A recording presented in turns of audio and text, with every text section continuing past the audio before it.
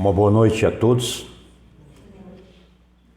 Nos próximos 26 minutos nós possamos meditar sobre as questões desse estudo que está organizado, que tem o título Missão do Homem Inteligente na Terra. Vamos iniciar questionando o que vem a ser missão. Porque muitas vezes nós usamos uma palavra, acostumamos com uma palavra e não temos uma clareza a respeito do significado. A missão é a tarefa que nós vamos envolver para produzir consciência de nós mesmos e no mundo. Se eu tenho que desenvolver uma missão, eu tenho que saber quem eu sou e o que eu estou fazendo no mundo. Eu não consigo exercitar nenhuma das missões mais básicas. Paternidade, por exemplo, que é uma missão extremamente básica. A fraternidade. Porque se eu não tenho um significado claramente de que eu sou, é a consciência. E quando a gente vai olhar no Livro dos Espíritos, lá na pluralidade dos mundos habitados, quando fala em mundos primitivos, no livro Céu e Inferno,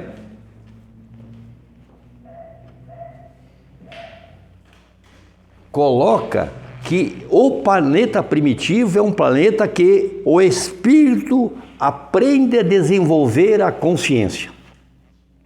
Ou seja, é num planeta primitivo que nós começamos a desenvolver a consciência, desenvolvendo a nossa inteligência. Então, as coisas vão estar anexadas. A missão com o desenvolvimento da inteligência. E a tarefa é a missão do homem inteligente na Terra. Ora, para eu ter a consciência de mim mesmo, eu tenho que desenvolver dois atributos. Eu comigo. Quando eu desenvolvo uma consciência com o que está fora de mim, através de um estudo, de um trabalho, de uma profissão fora, eu estou desenvolvendo o meu conhecimento. Quando eu desenvolvo uma trajetória para dentro de mim, analisando o que eu faço, como eu faço e por que eu faço, eu começo a desenvolver uma sabedoria. Então, para ter esta sabedoria, esta consciência junto com o conhecimento, então na missão, eu tenho que ter muito claramente o conhecimento de quem eu venho a ser, a autoestima. Eu tenho que ter a autoestima, como eu coloquei aqui, e a autoconsciência. Eu sei que eu existo e eu gosto de mim como eu sou pela minha missão de desenvolver um estado de excelência. Um estado de excelência não é um estado de ser melhor que alguém, porque eu posso estar num estado de excelência e não ser bom em relação a outra pessoa. Porque na minha limitação, o meu estado de excelência é este.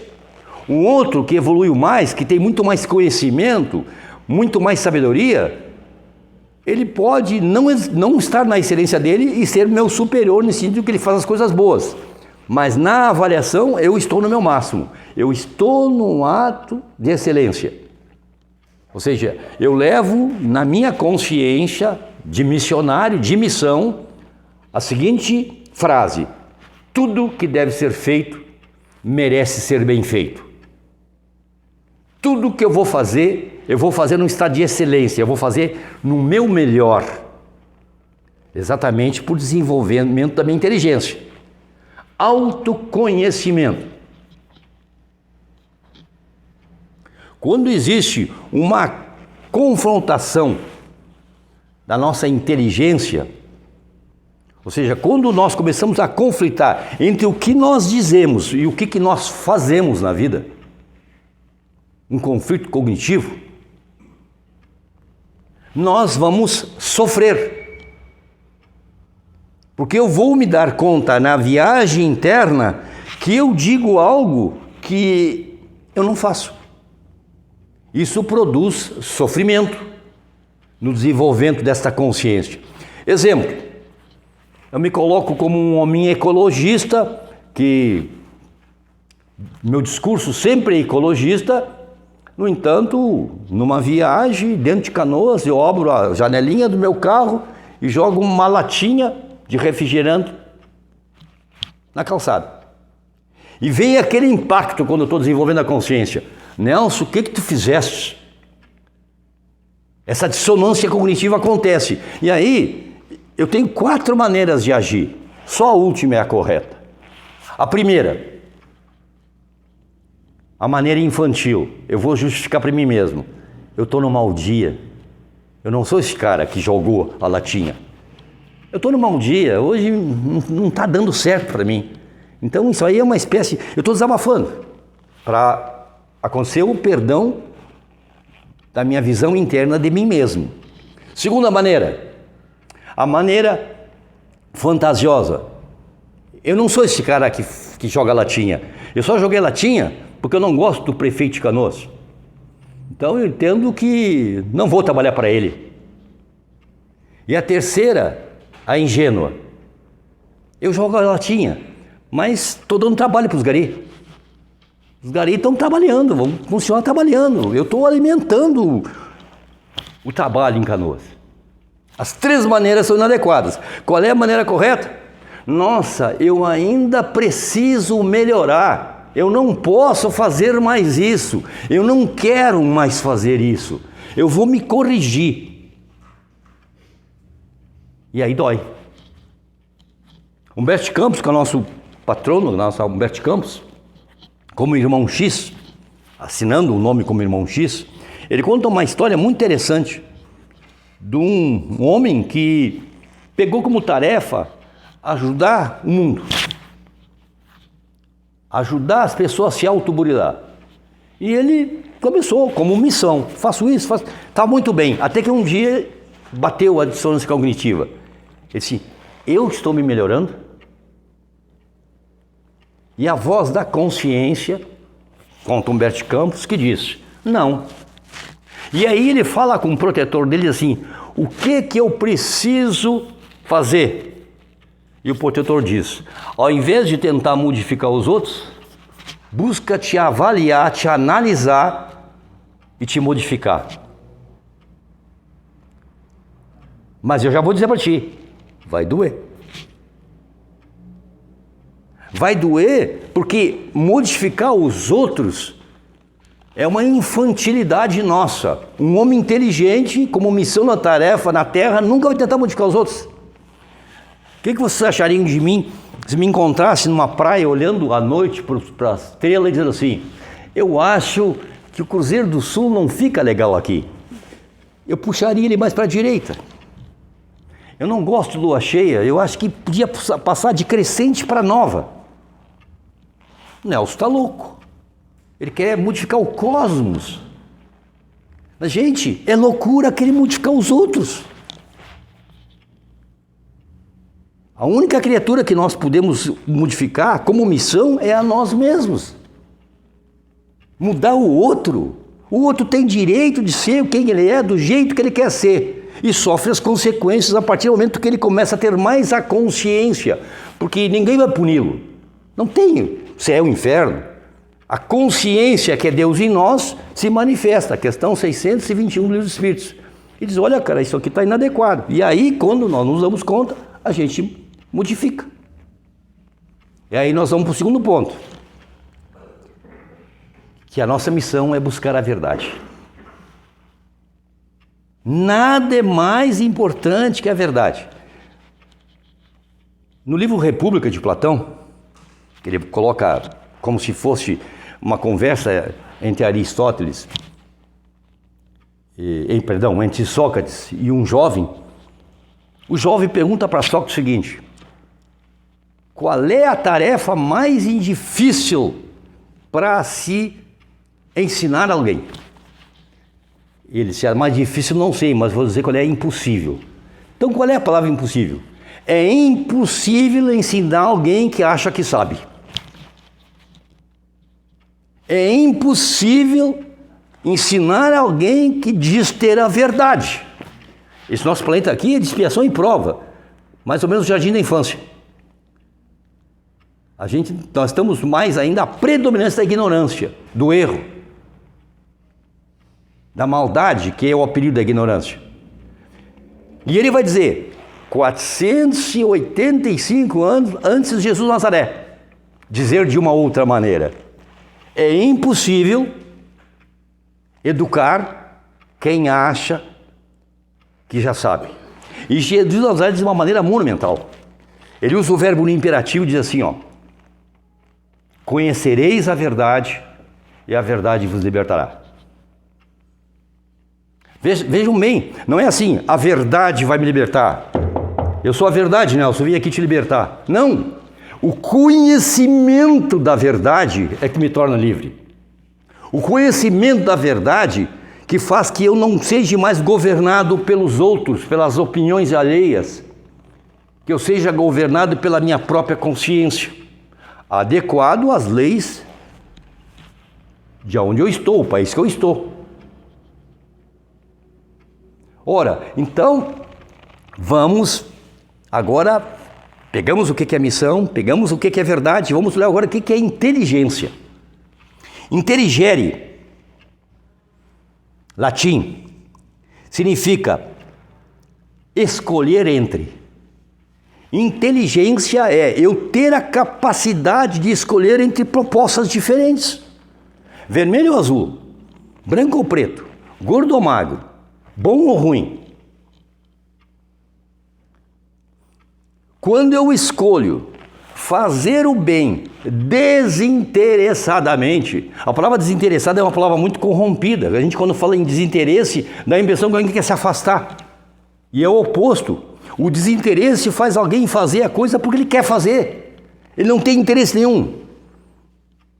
Não vai melhorar o currículo dele, ele não vai ganhar dinheiro com isso, ele não vai ganhar sucesso com isso, o ego dele está abafando para desenvolver o selfie. Desinteressadamente, faz o bem porque fica feliz fazendo o bem. Faz o bem apenas desinteressadamente. É claro que isso é uma conquista de cada um de nós. Então, a inteligência vão ser múltiplas. As inteligências, a maneira que eu vou fazer isso. E aí, o estudo na Terra, a inteligência cognitiva, inteligência emocional. A inteligência cognitiva, como estudo, é de 1896. A inteligência emocional é de 1996, 100 anos depois. E a inteligência espiritual já é um estudo a partir de 2004. Então, ó, inteligência cognitiva, 1896. Inteligência emocional com Goleman, que vai fazer esse estudo no mundo, 1996. E a doutora Splitz, ela vai fazer estudo da inteligência espiritual em 2004. Vê como as coisas são novas ainda para nós. Tem gente ainda achando que a Terra é plana. Que é uma dissonância cognitiva, porque eu não vou modificar. Eu quero que o mundo se modifique. Ora, então, para a doutrina espírita, agora, ó, para a doutrina espírita, eu escrevi, vou ler. Inteligência é tomar atitude que visa lhe agregar resultados bons. Eu vou ser inteligente para a doutrina espírita quando eu tomo atitudes, não é discurso. Falar é fácil. Atitude, comportamento que me agregue o bem, que eu cresça na vida. Nós, seres psíquicos, somos tão importantes, mas tão importantes, que é quando a gente abandona isso aqui, essa roupa aqui, ela desagrega. Ela desagrega. Ela só está agregada na minha volta porque eu ainda tenho energia vital. Eu não abandonei essa roupa. Eu posso estar numa UTI, mas eu estou agregado à roupa, ela está com a roupa ainda. Então a importância disso é exatamente eu usar essa roupa que é temporária para crescer na direção da eternidade, na direção do não tempo. E nós, ao invés de entender que somos importantes para manter essa roupa agregada, a gente entende que a permanência tem que ser dessa roupa. Não conseguimos entender que ela é temporária. Devido ao nosso estado evolutivo de como é que nós nos comportamos na prática. Porque se na teoria eu digo que tem uma mesa na minha frente, estou no escuro, eu tenho a fé que tem a mesa na minha frente, eu digo para todo mundo, tem uma mesa na minha frente. Tem uma mesa na minha frente, eu não estou enxergando, estou no escuro. Mas quando eu levanto, eu tropeço na mesa, eu sou um mentiroso. Eu falei daquilo que eu não tinha convicção. Porque se eu tivesse, eu tinha desviado da mesa, eu sei que tem a mesa na minha frente.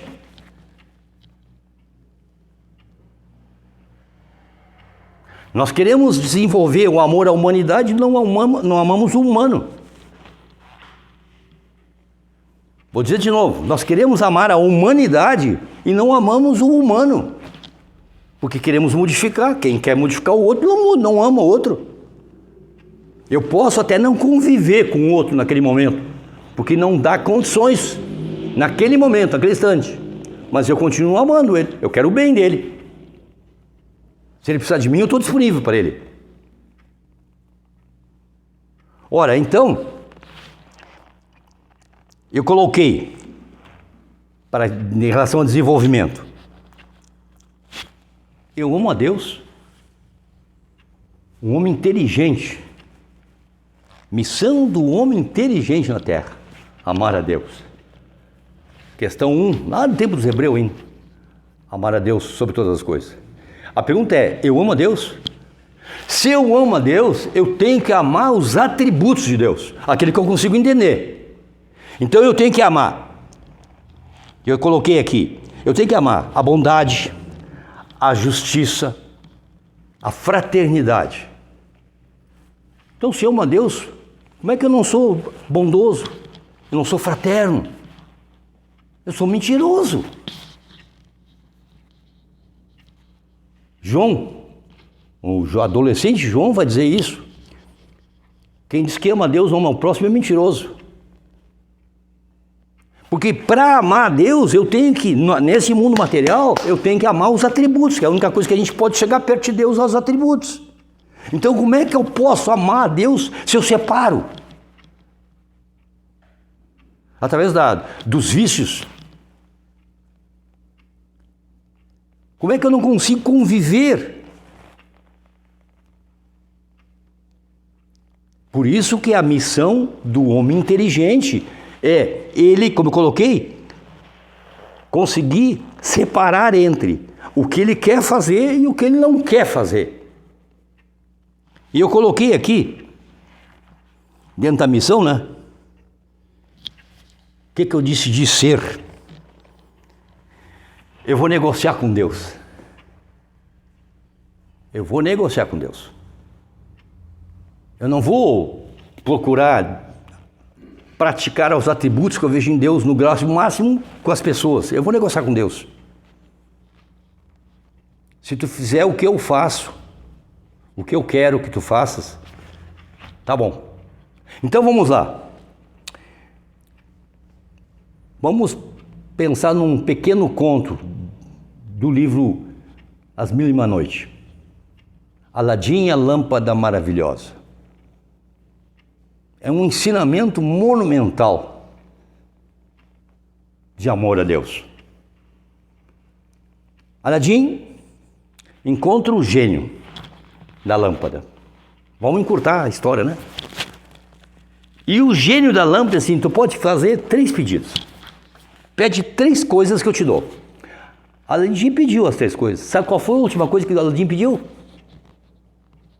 Para quem não viu o filme ou não leu, Aladim pediu que o gênio ficasse em liberdade. Aladim não pediu para ele. Aladim pediu a liberdade do gênio. Nossa, que aula de amor! Ele podia pedir qualquer coisa que ele quisesse para ele, mas ele pediu a liberdade do próximo, que estava subjugado sob o governo dele, porque tu pede que eu te dou. É um ensinamento monumental que o escritor do Mínima Noite passa para nós, como uma grande metáfora. Tá? E aí eu botei assim, ó, a questão do símbolo. Nós estamos na matéria, então nós temos que simbolizar. E entender o que é um símbolo. E eu peguei o exemplo de uma grande amiga da minha geração. Na casa dela, no quarto dela, ela tem uma imagem de gesso de São Francisco de Paulo. Estou na casa dela, disse, Nelson, meu Grêmio, vou te mostrar uma coisa que tu nunca viu, tu vai entrar no meu quarto hoje. Eu entrei no quarto dela, te apresento São Francisco de Paulo. Eu olhei, eu conheço São Francisco. E ela disse, eu também conheço. E eu simbolizo ele no meu quarto, porque toda vez que eu levanto, eu olho para ele e digo assim, Chico, homem de paz, homem honesto, homem grandioso, que fez o melhor na terra que podia. Eu olho para ti e penso, tu é um ideal a ser seguido. E eu olho para essa imagem simbolizando quem tu foi. E tento ser igual. Nossa. E aí ela riu, aí debochada, disse assim, tu estava pensando que eu ia dizer que eu ia acender uma vela para ele, né? E dizer assim, Chiquinho, se tu fizer o que eu quero, eu acendo uma vela. Deixou de ser um símbolo, passou apenas a ser uma superstição, um fetiche francês, feitiço. Um fetiche. Se eu faço isso para ti, tu me dá isso. Deixou de ser um símbolo. Ela não, ela tem como um símbolo. Tudo que está no ideal, nós simbolizamos através de uma questão visível. Então o símbolo sempre é vertical, entre aquilo que eu idealizo e aquilo que é. Não confundir com o logotipo. Logotipo é McDonald's, um sanduíche e o homenzinho aquele. É horizontal, não é símbolo, é logotipo, é logomarca. Então, simbolizar é trazer o ideal que a gente quer na nossa inteligência para poder fazer a coisa rodar. 5 sentidos nós temos. Todos eles precisam de um objeto. Tato. Para exercitar esse sentido, eu preciso de um objeto, eu preciso tocar. Paladar. Eu preciso de um objeto, mastigar, chupar, beber, para sentir o gosto. Audição. Eu preciso de um objeto que dê um som para escutar. Olfato. Eu preciso de um objeto que emane um cheiro para poder percebê-lo. Tem uma exceção aí. Visão. Não adianta somente objeto. Se não tiver luz, a gente não enxerga. Um homem inteligente na Terra busca a luz da verdade. Ele não se corrompe por nada, porque a verdade, ela se manifesta de acordo com a capacidade do desenvolvimento intelecto-moral dele. Ela se apresenta. Nós, espíritas, não somos nem um centímetro melhor que qualquer outra denominação filosófica, religiosa, científica. São maneiras diferentes de se ligar a Deus. Respeitável maneira de acordo com a maneira que a pessoa simboliza isso. O que importa, na verdade, é como é que a gente faz a prática disso. Como é que nós vamos simbolizar isso para nos tornar melhor? E eu encaminho nosso encerramento com um amigo meu que disse para mim, na doutrina espírita, Nelson, eu sou que nem um cão pastor. Essa é a minha missão. Como assim? Cão pastor. A minha missão é cuidar das ovelhas. As ovelhas desconfiam de mim porque eu sou muito parecido com o lobo. E os lobos me odeiam porque não deixam eu comer as ovelhas. Esta é a minha missão na doutrina espírita.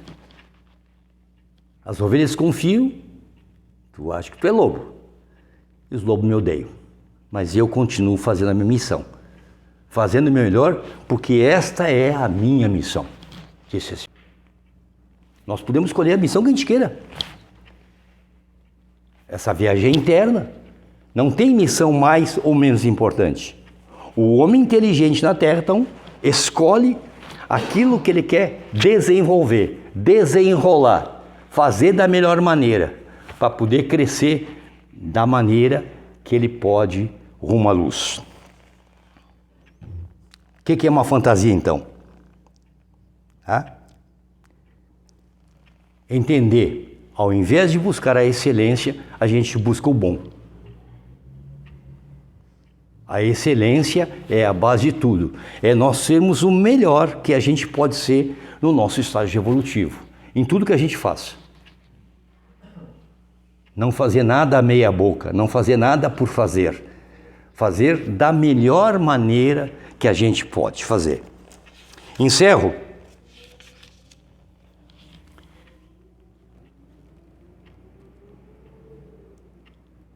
Colocando numa brincadeira de um amigo que corre comigo aí na Cidade Nova.